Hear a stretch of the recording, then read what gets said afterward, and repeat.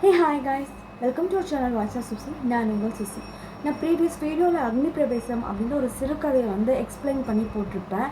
அது ஒரு மேகசினில் வெளியான ஒரு சிறுகதை. அந்த கதையோட ஆத்தரான ஜெயகாந்தன் ஐயா அவர்கள் அந்த காலத்தில் அந்த கதை ரிலீஸ் ஆகும்பொழுது மிகப்பெரிய விமர்சனத்துக்கெல்லாம் உள்ளாச்சு அப்படின்னு சொல்லியிருப்பாங்க. அண்ட் அந்த கதையோட முடிவை கொஞ்சம் மாற்றி இருக்கிற மாதிரி தான் இந்த நாவலை 1970களில் ரிலீஸ் பண்ணுறாரு. இந்த கதையோட பேர் சில நேரங்களில் சில மனிதர்கள். ஆரம்பத்தில் ஏதோ வேறு பேர் இருந்துச்சு, அதுக்கப்புறமா தான் இந்த பேரை மாற்றி அமைச்சிருக்காங்க. அண்ட் இந்த கதைக்கு 1972 சாகித்ய அகாடமி விருது கிடைச்சிருக்கு. அதே மாதிரி 1977 இந்த கதையை படமாக கூட எடுத்திருக்காங்க. உங்களுக்கு பார்க்கணும் அப்படின்னு தோணுச்சுன்னா யூடியூப்பில் கூட அது அவைலபிளாக இருக்குது, நீங்கள் பார்க்கலாம். அண்ட் இந்த ஸ்டோரிக்குள்ளே நம்ம ஸ்ட்ரெயிட்டாக போயிடலாம். ஆனால் இந்த கதையை படிக்கணும்னு நீங்கள் ஆசைப்பட்டீங்கன்னா கூகுளெலாம் பிடிஎஃப்லாம் அவைலபிளாக இருக்கும். நீங்கள் டவுன்லோட் பண்ணி படிங்கன்னா கண்டிப்பாக எவ்வளோ ஸ்ட்ராங் மனசுக்காரங்க இருந்தாலுமே கொஞ்சமாவது கரைஞ்சி போயிடுவாங்க. அந்த மாதிரி ஒரு ரியாலிட்டியை சொல்கிற ஒரு கதை தான் இது. இந்த கதையோட ஸ்டார்டிங்கே நம்மளோட கதாநாயகி கங்கா பேருந்தில் பயணம் பண்ணிக்கிட்டு இருக்காங்க.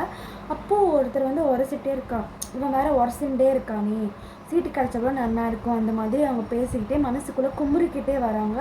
அந்த சமயத்தில் ஜோன் மழை வேறு பெய்யுது, அவங்க கூட எரிச்சலாக வேறு இருக்குது. அப்போது ஒரு சீட் கிடச்சுன்னே போய் உட்காந்துக்கிறாங்க அந்த இடத்துல. அண்ட் அவங்க உட்காந்ததுக்கப்புறமா சரி நம்ம ஒரு கதையை படிச்சுட்டு இருந்தோம்ல, சரி அதை கண்டினியூ பண்ணுவோன்னு படிக்க ஆரம்பிக்கும். படிக்க படிக்க அவங்களுக்கு ஒரே ஆச்சரியமாக இருந்தது. ஏன்னா அது அவங்களோட கதை, இது என்னோட கதை மாதிரியே இருக்குது. இந்த கதை எழுதின ஆத்தர் யாருன்னு பார்க்குறாங்க. அதுக்கு ஆர்கேவி அப்படின்ற ஒருத்தர் தான் அந்த கதையை எழுதியிருப்பார். அக்னி பிரவேசம் அப்படின்ற அந்த கதை தான் அது. அதுக்கப்புறம் அந்த கங்காவுக்கு இது படித்து முடிக்கணும் அப்படின்னா அவங்க ஸ்டாப்பிங் வேறு வந்துருச்சு. இப்போ இறங்கவும் முடியாது, வீட்டுக்கு போய் மட்டும் நான் என்ன பண்ண போகிறேன், சரி நான் இன்னொரு 2 ஸ்டாப்பிங் தள்ளி போய்ட்டு இந்த கதையை படிச்சுட்டு திரும்ப டிக்கெட் வாங்கிட்டு வந்துடலான்னு முழுசாக படித்து முடிச்சோடனே அவங்க இது யார் எழுதுனாங்க, எப்படி உங்களுக்கு இந்த கதை தெரியும் அப்படின்ற ஒரு ஆர்வம். அதுக்கப்புறம் வீட்டுக்கு வரும்பொழுது வழக்கமாக வர திசை இல்லாமல் எதிர் திசையில் வரவே அவங்க அம்மா கனகம் அதை பார்த்து பயப்படுறாங்க. என்ன ஆச்சுன்னு கேட்கும்போது அந்த புத்தகத்தை அவங்கக்கிட்ட கொடுத்து படிங்க அப்படின்னு சொல்லிட்டு கோபமாக சொல்லிடுவாங்க. என்ன காரணம்னா கனகம்க்கும் கங்காவுக்கும் அந்த அளவுக்கு ஆகாது, ஒரு பெரிய இடைவேளையே ஆயிருக்கும் அந்த கதைக்கு அப்புறமா. கனகம் அந்த கதையை படித்ததுக்கப்புறமா இந்த கதையில் வர அம்மா மாதிரி நீங்கள் ஏன் நடந்துக்கல அப்படின்னு சொல்லிட்டு கங்கா கேட்பாங்க. அப்போ கனகம் என்ன அப்படின்னா அவங்களுக்குமே தோணும், எனக்கே எப்படி இருக்கணும்னு தோணவே இல்லை, நான் தான் இப்போ என் குழந்தை வாழ்க்கையை சீரழிச்சுன்னா. அவங்களுக்குள்ள பல கேள்வி. அவங்க இப்போ ஒரு அண்ணா வீட்டில் தான் இருப்பாங்க. என்ன நடந்திருக்கும் அப்படின்னா அக்னி சிறகுகள் கதையில் வர மாதிரி கங்காவோட அம்மா பண்ணியிருக்க மாட்டாங்க. ஊருக்கே எல்லாருக்கிட்டையுமே இந்த விஷயத்தை அவள் பண்ண தப்பு, தெரியாமல் பண்ண தப்ப எல்லாருக்கிட்டையும் கூப்பிட்டு அவங்க வீட்டில் இருந்து அவங்கள துரத்தி அவங்க மாமா வீட்டில் அவங்க அடைக்கலம் இருப்பாங்க. அந்த மாதிரி ஒரு சுச்சுவேஷன் கங்காவுக்கு ஆனதுனால அவள் நிறைய அவமானப்பட்டிருப்பாள், நிறைய கஷ்டப்பட்டிருப்பாள். அந்த சம்பவத்துக்கு அப்புறமா அவளோட வாழ்க்கையை தலைக்கீழாக மாறிடும். இந்த கதையில் கிட்டத்தட்ட 12-13 கதாபாத்திரங்கள் வரைக்கும் வரும். ஒவ்வொரு கதாபாத்திரமுமே சூழல்களுக்கு ஏற்ற மாதிரி மாறக்கூடிய ஒருத்தவங்களாக தான் இருப்பாங்க. எப்படின்னா ஒவ்வொருமே வித்தியாசமான கேரக்டர், தனித்துவமாக ஒவ்வொருத்தருக்குமே இருக்கும்.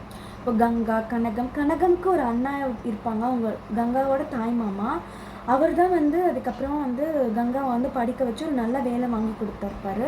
இருந்தாலும் அவங்களுக்கு நன்றி உணர்ச்சி இருந்தாலுமே கனகமோட தாய் மாமா, அவங்களோட மாமா வெங்கு மாமா அப்படின்னு சொல்லுவாங்க.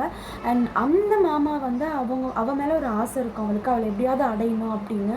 அவங்களோட மனைவியை கூட அவர் போட்டு துன்புறுத்திக்கிட்டே தான் இருப்பார்.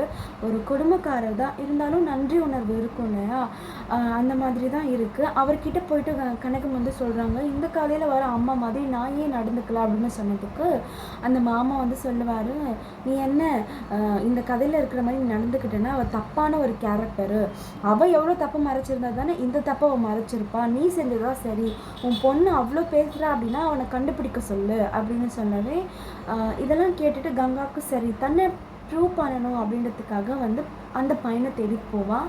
அவன் பேர் தான் பிரபு. அண்ட் பிரபு ஒரு கெட்டவனாக சித்தரிச்சிருப்பாங்க அக்னி சிறகுகளில். அண்ட் அவனுக்கு அப்போவே கல்யாணம் ஆகிருக்கும். அண்ட் இப்போ கல்யாணம் ஆகி 3 குழந்தைகள், 2 ஆண் ஒரு பெண்ணுன்னு நினைக்கிறேன். 3 குழந்தைகளுக்கு ஒரு அப்பா. அவங்க குழந்தைகிட்ட எப்படி நடந்துப்பாங்களோ அதே மாதிரி தான் அவங்களோட கங்கா கிட்ட கூட நடந்துப்பாங்க. இதெல்லாம் கேள்விப்படும்போது ஒரு சில விஷயத்தால் கங்காவுக்கு பிரபு மேலே கோபம் விட பரிதாபம் தான் வரும். ஏன்னா அளவுக்கு அதிகமான ஒரு காசு ஒரு மனிதனை எப்படி சீரழிச்சிருக்கு அப்படின்றது இந்த பிரபு கேரக்டரை வந்து நமக்கு சொல்லும். இந்த கதையில் நம்ம புரிஞ்சுக்கிற ஒரு விஷயம் என்ன அப்படின்னா, ஒரு சில சமயத்தில் நமக்கு நினைக்கலாம், ஏன் கங்காவும் பிரபுவும் சேர்ந்துருக்கக்கூடாது, ஏன் கங்காவுக்கு வந்து வேற ஒரு வாழ்க்கை வந்து அமைஞ்சிருக்கக்கூடாது, கங்கா பாவம் இல்லையா, பிரபு பாவம், அவங்க அம்மா பாவம். ஒவ்வொருத்தரோட கதையிலேருந்து நம்ம பார்க்கும்பொழுதுமே வந்து ஒவ்வொரு பெர்ஸ்பெக்டிவ் வந்து நமக்கு தோணும், இது இப்படி நடந்திருக்கலாம் அப்படி நடந்திருக்கலாம். அதுக்கு அந்த ஆத்தரே ஒரு அழகான விளக்கம் வந்து சொல்லியிருக்காரு. இது இப்படி தான் இருக்கணும் அப்படின்போது இது இப்படி தான் இருக்கும், இது ஏன் இப்படி எழுதினீங்களாம் என்கிட்ட கேட்காதீங்க அப்படின்ற மாதிரிலாம் அவர் வந்து சொல்லியிருப்பாரு.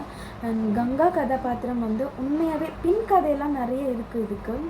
ஏன்னா இருந்தாலுமே வந்து கங்காவோட கதாபாத்திரம் வந்து ஒரு ஒரு உடைந்த ஒரு இதை வந்து ஒட்ட வச்சு திரும்பவும் வந்து ரீபில்ட் பண்ண முடியும் அவளோட செல்ஃப் அப்படின்ற மாதிரி தான் காமிச்சிருப்பாங்க. அண்ட் இதில் ஒரு அழகான நட்பு இருக்கும். இந்த கதை வந்து ஒரு எமோஷ்னலி நம்மளை வந்து ஒரு வாழ்க்கை தத்துவத்துக்குள்ளே கொண்டு போயிடும். இது கண்டிப்பாக நீங்கள் இந்த கதையை வந்து படிக்கணும்.